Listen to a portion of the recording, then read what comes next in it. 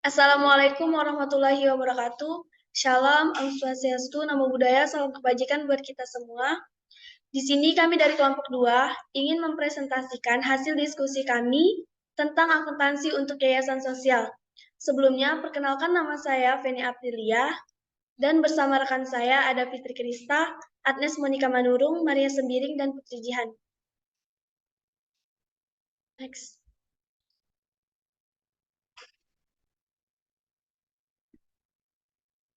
Yayasan atau nirlaba menurut Undang-Undang Nomor 16 Tahun 2001, merupakan badan hukum yang kekayaannya terdiri dari kekayaan yang dipisahkan dan diperuntukkan untuk mencapai tujuan tertentu pada bidang sosial, keagamaan, dan kemanusiaan yang tidak mempunyai anggota. Selanjutnya akan dilanjuti oleh rekan saya. Selanjutnya yaitu ada karakteristik organisasi nirlaba. 1. Sumber daya entitas berasal dari para penyumbang yang tidak mengharapkan pembayaran kembali atau manfaat ekonomi yang sebanding dengan jumlah sumber daya yang diberikan. 2. Menghasilkan barang dan atau jasa tanpa bertujuan menumpuk laba, dan jika suatu entitas menghasilkan laba, maka jumlahnya tidak pernah dibagikan kepada para pendiri atau pemilik entitas tersebut. 3. Tidak ada kepemilikan seperti lazimnya pada organisasi bisnis, dalam arti bahwa kepemilikan dalam organisasi nirlaba tidak dapat dijual, dialihkan, atau ditebus kembali. Selanjutnya itu ada ruang lingkup yayasan sosial. Kekayaan yayasan baik berupa uang, barang, maupun kekayaan lain yang diperoleh yayasan berdasarkan Undang-Undang Nomor 18 Tahun 2004 dilarang dialihkan atau dibagikan secara langsung atau tidak langsung, baik dalam bentuk gaji, upah, maupun honorarium, atau bentuk lain yang dapat dinilai dengan uang kepada pembina. Pengurus dan pengawas yayasan dapat melakukan kegiatan usaha untuk menunjang pencapaian maksud dan tujuannya dengan cara mendirikan badan usaha dan ikut serta dalam suatu bentuk usaha. Selanjutnya akan dilanjutkan oleh teman saya.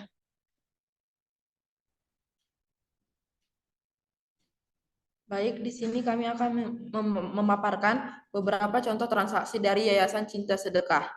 Yang pertama, Yayasan Cinta Sedekah memberikan sumbangan kepada penerimaan zakat sebesar 1.555.896.452 rupiah. Yang kedua, Yayasan Cinta Sedekah melakukan penyaluran beban administrasi dari umum, beban pegawai, beban administrasi bank sebesar 433.340.728 rupiah. Dan yang ketiga, Yayasan Cinta Sedekah melakukan penyaluran sosial sebesar 1.861.616.409 rupiah. Selanjutnya akan dilanjutkan oleh rekan saya.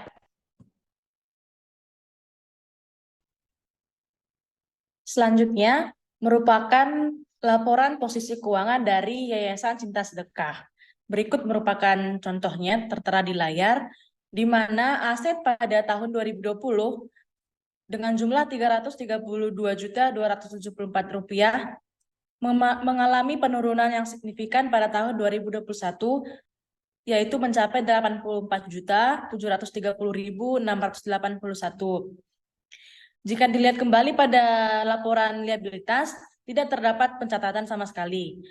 Untuk bagian aset neto, dicatat pada tahun 2020 mencapai Rp332.274.8 dan mengalami penurunan yang cukup signifikan juga pada tahun 2021, yaitu Rp84.730.861. Terjadinya penurunan aset dikarenakan adanya penurunan nilai dari sebuah aset sehingga menyebabkan aset pada sebuah yayasan mengalami penurunan yang cukup signifikan dan disebabkan juga oleh adanya pandemi COVID-19. Selanjutnya akan dijelaskan oleh rekan saya, Jihan. Selanjutnya ada laporan aktivitas Yayasan Cinta Sedekah.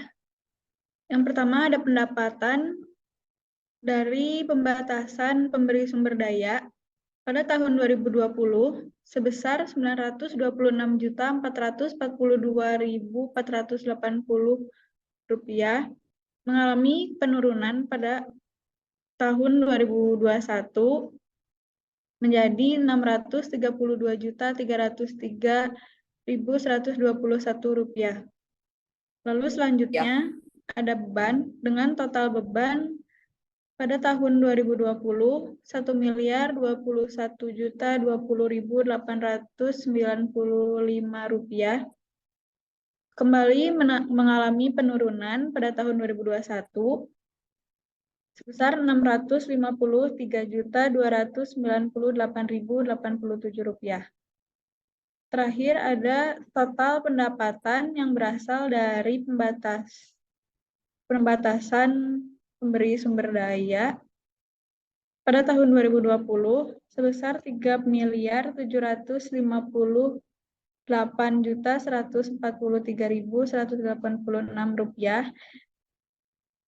Lalu pada tahun 2021 mengalami kenaikan menjadi sebesar Rp5.121.391.586. Sekian pemaparan yang dapat kami sampaikan. Mohon maaf bila ada kesalahan. Terima kasih. Wassalamualaikum warahmatullahi wabarakatuh.